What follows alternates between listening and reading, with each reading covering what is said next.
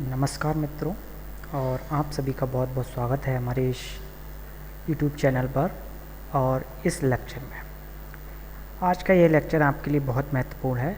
जो भी एस्पिरेंट इस बार की सीटेट परीक्षा में अपीयर होने वाले हैं, इसका कारण यह है कि इस बार की सीटेट की परीक्षा बहुत ही खास होने वाली है, क्योंकि भविष्य में उम्मीद करते हैं कि 2025 में क्या होगा कि उत्तर प्रदेश में उम्मीद करते हैं कि आपको सुपर टेट की वैकेंसी देखने को मिल सकती है। और सुपर टेट की वैकेंसी में जो है अपीयर होने के लिए ये ज़रूरी है कि आप बीटीसी करने के साथ में या डीएलएड करने के साथ में आपके पास सीटेट या टेट होना अनिवार्य है। ठीक है, तो इस तरह से जो है सीटेट की परीक्षा इस बार की अति महत्वपूर्ण आपके लिए हो जाती है। आज की इस वीडियो में हम पर्यावरण अध्ययन यानी ईवीएस से जो है एनसीईआरटी पर आधारित करीब 10 प्रश्नों को करेंगे, जो कि बहुत ही महत्वपूर्ण है। प्रत्येक प्रश्न आया हुआ है और उनकी दोबारा से पूछे जाने की बहुत ही संभावनाएं हैं। ये प्रश्न बिल्कुल एनसीईआरटी से लिए गए हैं, एक भी क्वेश्चन जो है हटके नहीं है। तो आप इन प्रश्नों को करिएगा और बाद में कमेंट सेक्शन में बताइए कि आप इन 10 प्रश्नों में कितने प्रश्नों को जो है सही रूप से कर पाए हैं। तो चलिए प्रश्नों को हम देखते हैं। पहला प्रश्न हमसे कह रहा है कि किसी पशु के विषय में नीचे दिए गए विवरण को पढ़िए और उस पशु को पहचानिए। ठीक है, अब विवरण क्या दे रखा है कि यह भालू जैसा दिखता है। दूसरी बात, लेकिन ये भालू तो नहीं है। और इसकी अगली विशेषता बताइए, लगभग में 17 घंटे वृक्षों की शाखाओं पर उल्टे लटक कर जो है सोता है और जिस वृक्ष पर रहता है उसी की पत्तियां खाता है।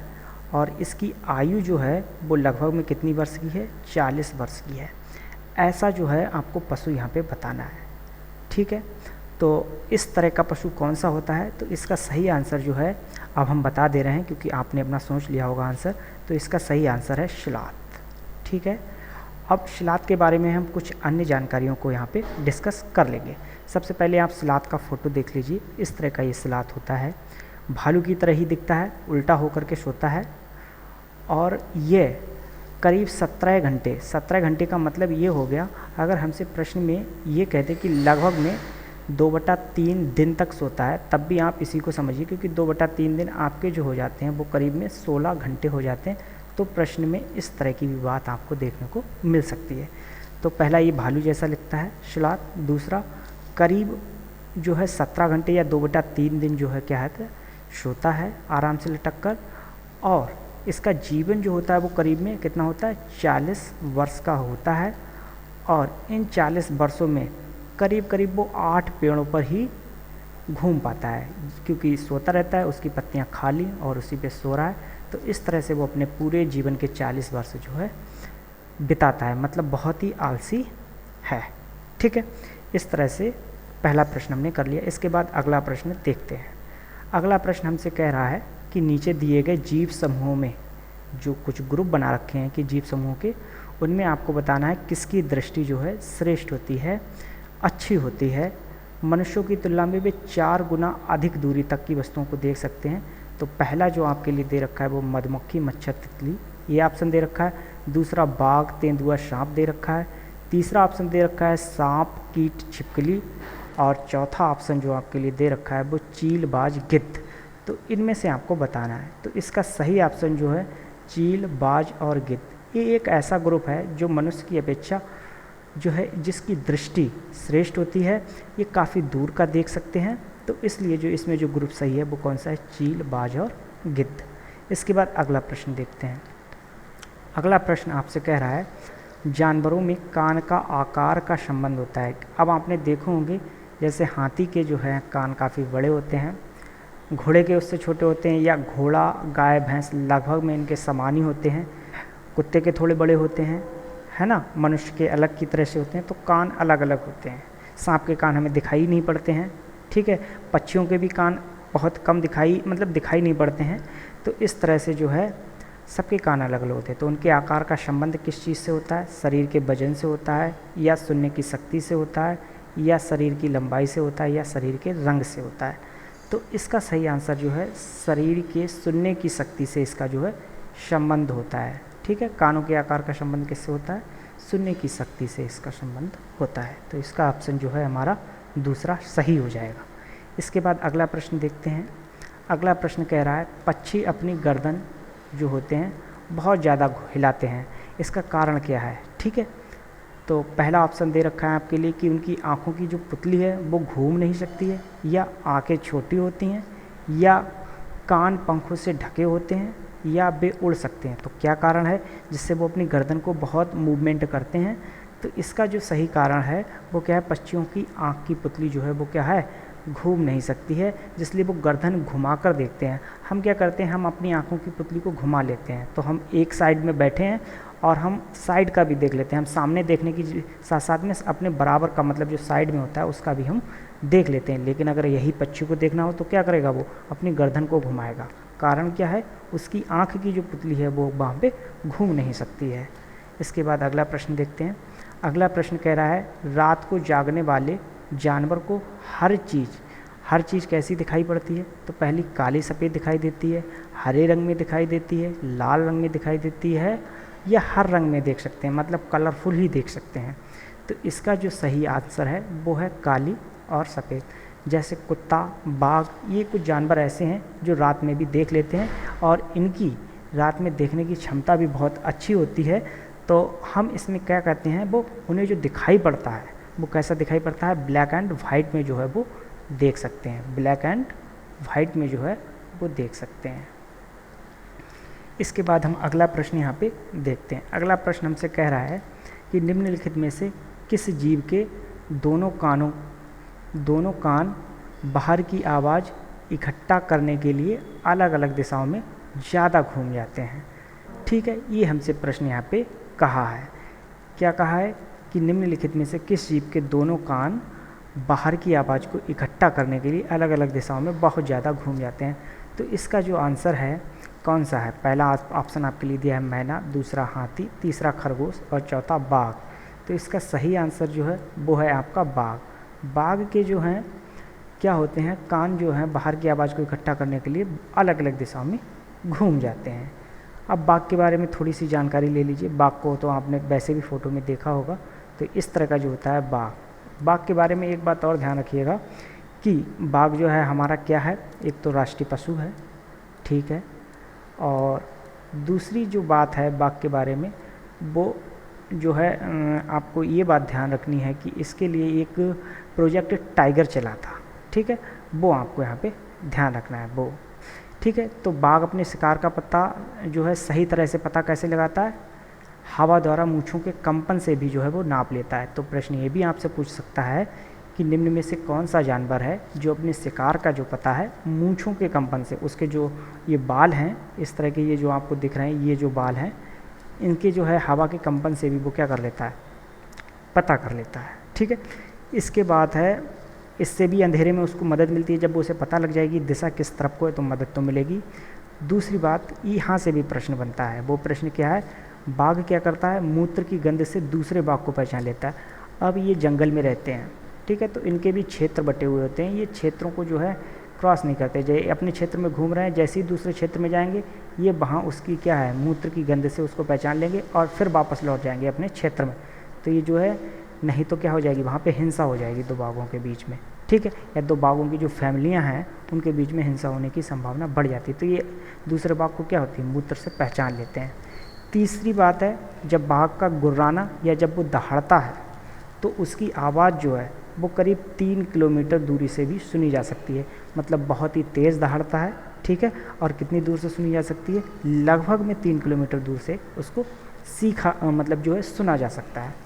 इसके बाद में बाघ की अगर नज़र की बात करें तो नज़र हमसे बहुत अच्छी होती है, 6 गुना बेहतर होती है करीब करीब में, और ये रात में बहुत अच्छे से देख भी लेते हैं, ठीक है। तो ये रात में भी देख सकते हैं और इनकी जो है मतलब जो है जो आई साइट होती है वो ह्यूमन के अपेक्षा हैं बहुत अच्छी होती है। दूसरी बात है बाघ क्या करता है? हवों से पत्तों के हिलने और शिकार के झाड़ियों में हिलने से हुई आवाज़ में भी अंतर कर लेता है। मतलब इसके जो कान हैं या जो सुनने की क्षमता है जो बहुत ही अच्छी होती है, ये बहुत सा बारीक सा अंतर जो है उसमें कर पाता है कि ये झाड़ियाँ हिल रही हैं या वहाँ पर कोई अन्य व्यक्ति है या उसका कोई शिकार है, इस वजह से वहाँ पे तो ये अंतर कर लेता है। इसके बाद में बाघ के बारे में जिससे प्रश्न आया था वो हमारा पॉइंट यही है कि अपने कानों को जो है बाहर की आवाज़ इकट्ठा करने के लिए अलग अलग दिशाओं में घुमा सकता है। दरअसल में वैसे तो हम देखते हैं कि जानवर जो होते हैं वो अपने कान को अगर करेंगे तो दोनों एक साथ आगे को करेंगे या दोनों पीछे के लिए करेंगे, ऊपर करेंगे नीचे, लेकिन ये क्या करता है, एक आगे को कर लिया, एक इसने पीछे को कर लिया। तो इस तरह से जो है ये बाघ की जो है एक प्रॉपर्टी है, ठीक है, जिससे क्या करता है उसे अपने शिकार को पहचानने में क्या होती है, मदद मिलती है कि वो कहाँ पर है, कहाँ से उसकी आवाज़ आ रही है। अगला प्रश्न देखते हैं। अगला प्रश्न हमसे कह रहा है कि निम्न में से कौन अपनी मादा साथी को उसकी गंध से कई किलोमीटर दूर से ही पहचान सकता है। तो ऑप्शन दे रखे हैं रेशम का कीड़ा, और दूसरा दे रखा है बाघ, तीसरा गिद्ध और चौथा बाज। तो इसका जो सही आंसर है कि ऐसा कौन सा चीज़ है जो क्या करता है, अपने मादा साथी की गंध से उसको कई किलोमीटर दूर से पहचान सकता है, तो वो है हमारा क्या है, रेशम का कीड़ा। ठीक है, रेशम का कीड़ा। अब रेशम का कीड़ा, रेशम की खेती होती है, रेशम का कीड़ा होता है, तो इस तरह का होता है रेशम का कीड़ा, आप देख लीजिए। और रेशम के कीड़े की जो खेती होती है वो होती है हमारी शहतूत पर। ठीक है, ये भी आपको ध्यान रखनी है। साथ में रेशम पालन जो होता है वो हमारा क्या कहलाता है, वो हमारा कहलाता है सेरीकल्चर कहलाता है। क्या कहलाता है, सेरीकल्चर, रेशम का पालन कहलाता है। ठीक है, तो क्या होता है, रेशम का कीड़ा जो होता है वो अपनी मादा साथी को क्या करता है, कई किलोमीटर दूर से क्या करता है, पहचान लेता है। ठीक है, पहचान लेता है। तो ये बात आपको यहाँ पे ध्यान रखनी है। इसके बाद अगला प्रश्न देखते हैं। अगला प्रश्न जो है हमसे कह रहा है कि निम्नलिखित में से जो पक्षी हैं, कौन सा पक्षी मरे हुए जानवरों को खाकर पर्यावरण को स्वच्छ रखता है। पहला ऑप्शन दे रखा है गिद्ध, दूसरा चील और कौआ और मैना। इस तरह से ऑप्शन दे रखे हैं। तो वो कौन सा पक्षी है जो मरे हुए जानवरों को खाकर पर्यावरण को जो है स्वच्छ रखता है, तो इसका ऑप्शन है हमारा गिद्ध है। अब गिद्धों के बारे में ये है कि एक जो पहले दवाई चलती थी जो कि एक दर्द निवारक दवाई थी, दर्द निवारक, और जो है जानवरों को लगाई जाती थी। ठीक है, जिसे कहते थे हम डिक्लोफेनिक। क्या कहते थे, डिक्लोफेनिक। ठीक है, डिक्लोफेनिक। ठीक है, अब ये जो है उसमें कंपाउंड होता था डिक्लोफेनिक। अब इस दवाई को कब लगाया जाता था, ये दर्द निवारक है, तो जो पशु बीमार होते थे उनके लगाई जाती थी। और कभी कभी क्या होता था, पशु जो है ख़त्म हो जाता था, तो जो डिक्लोफेनिक है उनकी वो बॉडी में रहता था। अब जब बॉडी में उनकी रहता था और पशु क्या हो गया, ख़त्म हो गया, तो क्या होता था, जब गिद्ध उनको खाता था तो जो गिद्ध जो है उनकी बॉडी को खाया जब वो मर गया। अब ये डिक्लोफेनिक गिद्धों की बॉडी में पहुंच गया और गिद्ध इससे क्या होने लगे, मरने लगे। और जब गिद्ध भी मरने लगे तो डिक्लोफेनिक जो है की वजह से गिद्धों की संख्या बहुत कम होती चली गई। तो इसके लिए फ़िलहाल तो डिक्लोफेनिक के लिए कर दिया गया बंद। ये बात को भी आपको ध्यान रखना है कि भारत में जो है गिद्धों की संख्या कम होने का एक बड़ा कारण डिक्लोफेनिक दवाई भी रही है, जो एक दर्द निवारक थी, और फिलहाल तो इसको बंद कर दिया गया है। तो वो कौन सा पक्षी है जो मरे हुए जानवरों को खाकर पर्यावरण को स्वच्छ रखता है, तो वो आंसर है हमारा गिद्ध। ठीक है, अब नेक्स्ट प्रश्न हम देखते हैं। नेक्स्ट प्रश्न हमसे कहता है कि निम्न में से कौन सा पक्षी पेड़ों के तनों में छेद करके छिपे कीड़ों को खाता है। तो वो कौन सा है, दर्जन चिड़िया है या कठफोड़वा चिड़िया है, मैना है या कौआ है। ठीक है, तो जो है तनों में छेद करता है पेड़ों के और उसमें जो कीड़े छिपे होते हैं उनको खाता है, तो वो है हमारी कठफोड़वा चिड़िया। कौन सी हमारी, तो वो है कठफोड़वा चिड़िया। अब थोड़ी सी जानकारी हम कठफोड़वा चिड़िया के बारे में ले लेते हैं। तो देखिए इस तरह की दिखती है कठफोड़वा चिड़िया आपकी, इसको आप देख लीजिएगा। और ये क्या करती है, पौधों के जो है तनों में फोड़ लेती है, उसी में अपने पक्षियों को जो बच्चे होते हैं, ठीक है, उनको भी रखती है और उसी में क्या करती है, अंडे देती है और जो कीड़े होते हैं उसमें उनको खाती है। ठीक है, और ये अपना घोंसला भी क्या बनाती है, तने में ही बनाती है। तो ये कौन सी है, कठफोड़वा चिड़िया। इसके बाद में अगला प्रश्न देखते हैं। तो अगला प्रश्न और साथ में ये हमारा अंतिम प्रश्न भी है, और वो प्रश्न हमसे कह रहा है कि निम्नलिखित में से कौन सा पक्षी पत्तों को सीकर अपना घोंसला बनाता है। कौन सा पक्षी है जो पत्तों को सीकर अपना घोंसला बनाता है? तो वो जो है हमारा कौन सी है? दर्जन चिड़िया। ठीक है, इसका सही आंसर है हमारा दर्जन चिड़िया, जो कि क्या करती है? पत्तों को सी करके अपना घोंसला बनाती है। अब दर्जन चिड़िया देख लीजिए ये कैसी होती है। तो ये दर्जन चिड़िया देख रहे होगे, ये घोंसला बनाती हुई है और ये क्या करती है? पत्तों को सी कर क्या बनाती है? अपना घोंसला बनाती है। चोंच इसकी काफ़ी नुकीली होती है, बिल्कुल सुई की तरह आराम से उनको छेदती है और उनको सीती भी है। जैसे धागा या तिनका से सिल लेती है वो। अगर धागा बड़ा मिल जाएगा तो धागा भी यूज करेगी, और अगर कहीं पे तिनका है तो तिनके से भी सिल देगी, और सिलकर क्या करती है? अपना घोंसला बना लेती है। ठीक है, तो इस तरह से हमने आज के ये प्रश्न जो हैं पूरे किए हैं, और उम्मीद करते हैं वीडियो आपको अच्छी लगी होगी। तो प्लीज़ वीडियो को लाइक और सब्सक्राइब करिएगा। बाकी वीडियो देखने के लिए आपका बहुत बहुत धन्यवाद।